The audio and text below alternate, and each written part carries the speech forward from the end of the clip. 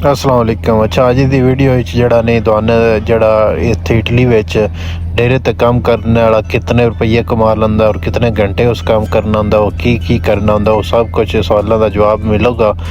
तो अज असी डेरे ते जा रहे हैं कि ते उत्थे लिया फ्रैश दुध जड़ा दी असी चाह भी बना भी दी ते फ्रैश पीवी दा भी है। तो तुहानू पता फ्रैश ते जड़ा मार्केट जमीन आसमान का फर्क होंदा है। रेट वही होंदा 1 यूरो का सानू 1 लीटर मिलता वे, तो वो पाकिस्तान का अजकल रेट सेम ही है। तो जो घोड़ा जे उन्होंने उत्थे गड्डी असी मैं खिलारी है अपनी, तो मैं कि मालक नहीं आया तो जड़े घोड़े की थोड़ी जी वीडियो बना लवी है।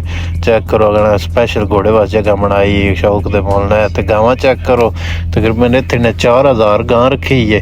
तो ये 4000 गां 6 बंदे सिर डील करते हैं। तो बाकी रह गई गल कि बंदे की सैलरी किन्ने देंदे, तकरीबन इतने सैलरी 1800 तो लग के जड़ा ने 2200 तक होंगी है। तो एक कई जगह तो एक छुट्टी होंगी है, कई जगह तो 2 छुट्टी होंगे हैं। लेकिन इतने ये कोई नहीं काम कि बंदे सारा काम करना। इतने दार कढ़ने वाला बंदा वखरा होंदा है, तो पट्ठे बनाने वाला बंदा वखरा होंदा है, तो पट्ठे पाने वाला बंदा वखरा होंदा। हर चीज़ का मतलब आपो अपना बंदा होंदा।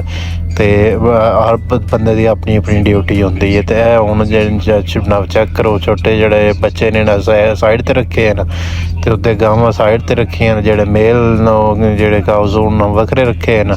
हर चीज़ का वेखो कितना होना मतलब बेहतरीन निज़ाम बनाया है अपना जड़ा खाने पीने वाला।